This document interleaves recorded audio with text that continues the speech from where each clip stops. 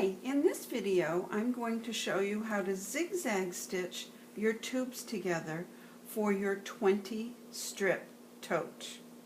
Now you've already filled your strips with either Duet Fuse 2 or cotton batting, and I suggest that you lay your strips out in order that you want them to appear in the bag. Now you're using Duet Fuse 2.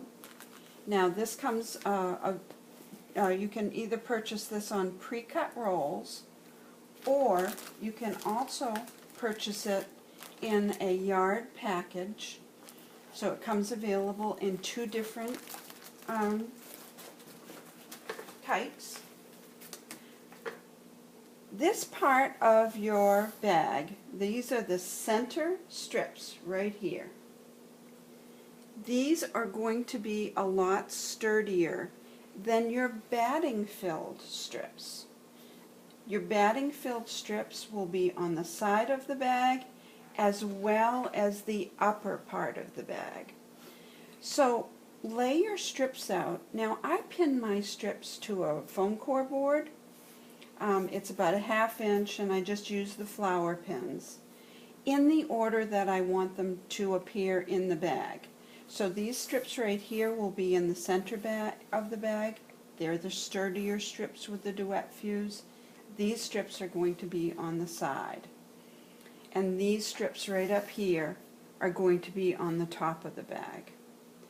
So when you zigzag stitch, we mentioned this in another video, but the two things that are going to be very important is your needles and your thread. We suggest using a Janome purple tip needle or the Inspira brand denim 110/18 needle. If you experience skip stitches, these are the best needles to use. Every machine is a little bit different, so when we find that people are having difficulty with skip stitches, these two things seem to help. The other thing that you want to use is a thin piecing thread.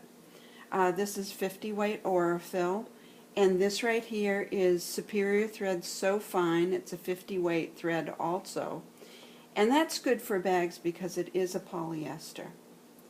The other thing that we are going to use, just like we used in the in making the individual tubes, is a presser foot that has a flange in the center. As you're zigzag stitching, that flange can ride right in the center of your tubes, and it will help you focus your attention on your zigzag stitching, and it will keep your strips and your stitching nice and straight. You want to make sure that yours has the ability to do a zigzag stitch, so you want a wide needle opening in the center. So what I'm going to do now is I'm going to take two strips and move to the sewing machine and show you how to zigzag stitch. I'm going to take these first two strips. Now these are the strips that are made from Duet Fuse. So I'll place them underneath.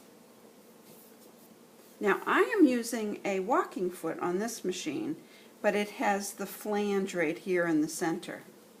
So I'll place the flange right in between the two tubes or strips. And I'm going to use a 5.5 zigzag stitch width and a 2.5 length. So I'm just going to go ahead and start the zigzag stitch. Now you want to keep your strips nice and straight, so you can actually put your strips up over your shoulders. Let the machine do the feeding. All you have to do is guide it, guide your tubes. Just put light pressure on either side. If I held on to one side, I'm going to show you what will happen. So I'm going to hold on to the left side.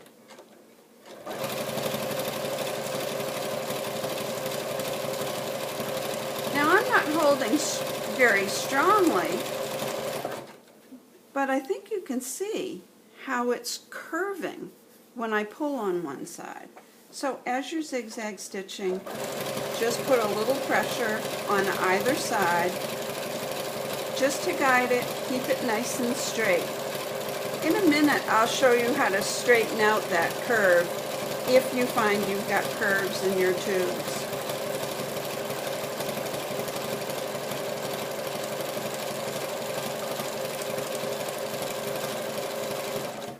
Now, here I've ended these two tubes. I will start another set of tubes right after that, almost like strip piecing, so I'm strip zigzag stitching. So I will lift the presser foot, bring this back over here, and you can see the curve more pronounced now.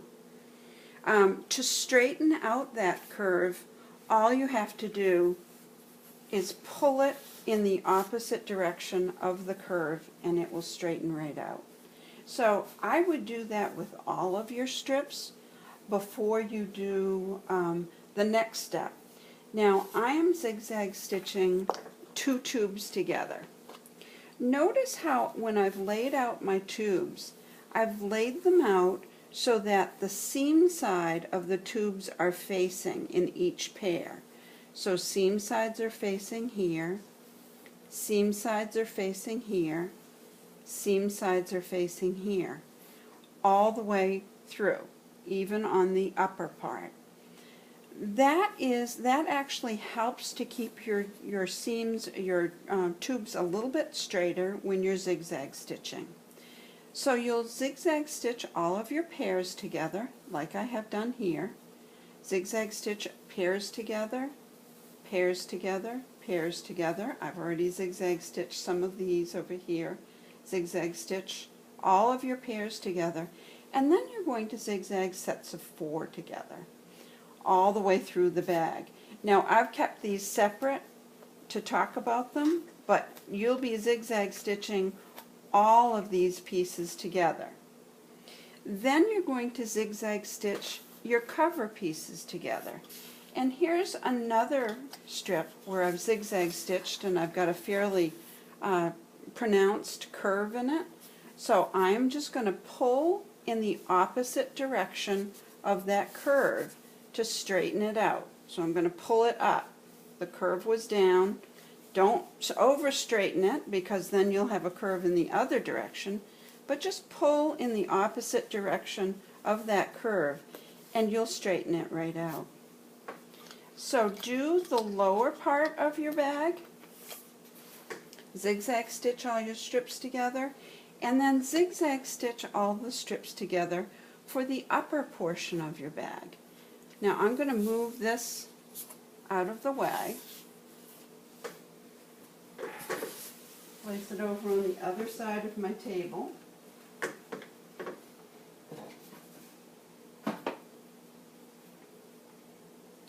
And then I'm going to show you now, once you've zigzag stitched the lower portion of your bag together, it's going to be fairly wide, you're going to cut that into 2 pieces.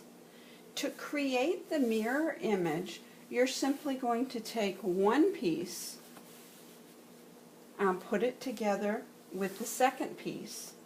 And then you're going to zigzag stitch these 2 together. Now I'm going to move to the sewing machine once again and zigzag stitch that center seam.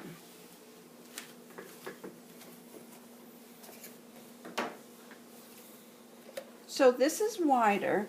If this is wider and you want to make sure that your pieces are exactly matched, put the presser foot down. I'm going to put my needle down. If your throat plate isn't this wide, simply fold up one of your pieces in order to do this next step. So now I'm going to zigzag stitch that center seam.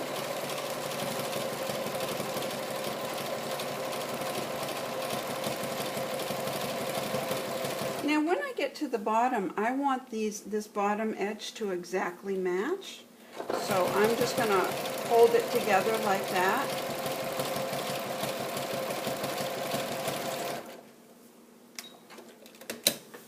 So now you have finished the lower portion of your bag.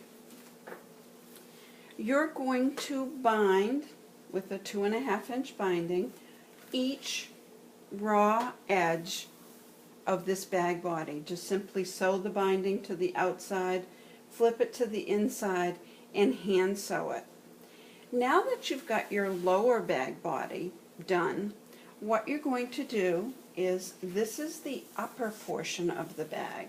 In this sample, I'm using all the same fabric, but again, you can use different strips. You are going to cut 2 strips from this long strip right here. You're going to cut 2 strips the width of your lower bag body. So cut 1. You want to measure it if you want to, or you can use your lower bag body as an example. Cut 1, and then you're going to cut a second one. Now you'll notice that I have some left over. This section right here will be used for your closure. Once you have these 2 pieces cut, you're simply going to take that piece. Now you've bound the edge of this bag right here. You're going to take these pieces, that you've cut 2 of them, and you're going to zigzag stitch these pieces to each end of your lower bag body. And that's it.